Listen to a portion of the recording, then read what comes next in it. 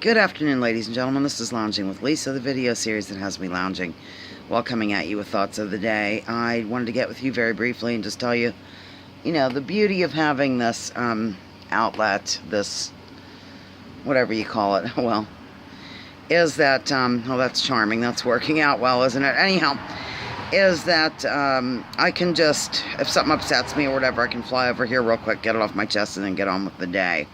That's what I'm doing right now. I've noticed in a lot of comment sections today some wishful thinking going on among the progressives. Basically, that's driving me to drink. Okay, I've been over this 1,000 times, and of course I will now make it 1,001 times. That, here's who we should vote for in 2018, and we have to take over the House, and we have to take over the Senate, and blah, blah, blah, which, would be ideal. But nothing is going to change, ladies and gentlemen, until they address interstate crosscheck, the program that purged millions of voters off the voter rolls, millions of voters.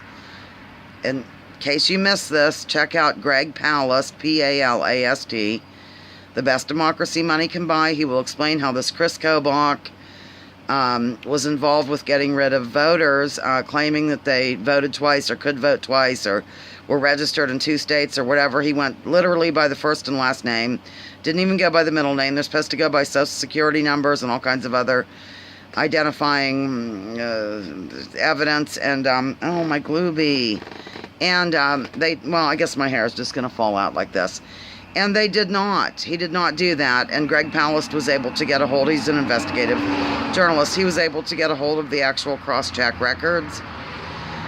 So that's strike number one. Reason why progressives or Democrats aren't going to win. Progressives aren't going to win unless they overpower the system somehow. And another thing is these voting machines. Some of them have literally in state A, they said, no, we are not going to use these electronic machines. They're broken down, they're old, they're easily hacked.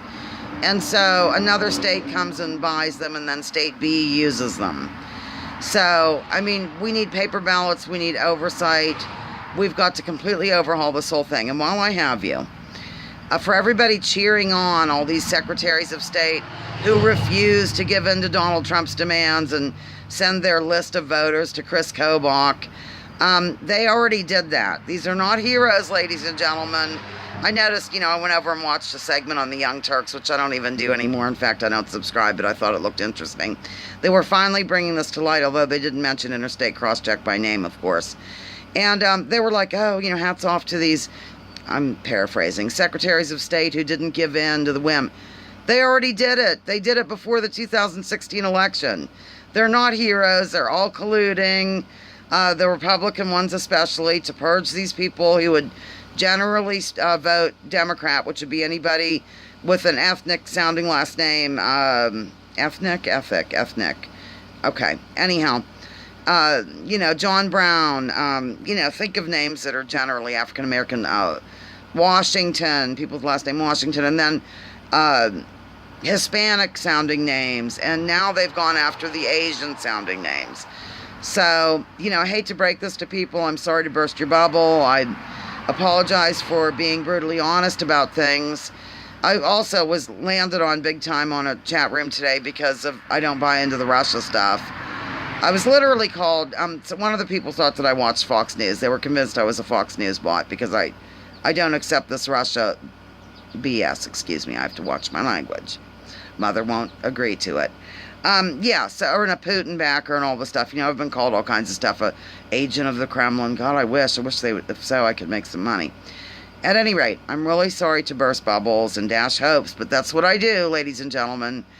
Democrats are not going to win. Progressives are not going to primary Democrats, corporate Democrats, because they all mess with the system. They did it in the primary with Bernie Sanders, which was proven in court cases, I might add, and they did it in the general. So, we are stuck in a right-wing hell until the Democrats and the corporate media stop screaming and yelling about this Russian insanity. And if they really felt that somebody interfered with our election, then they need to march on the streets and demand election reform.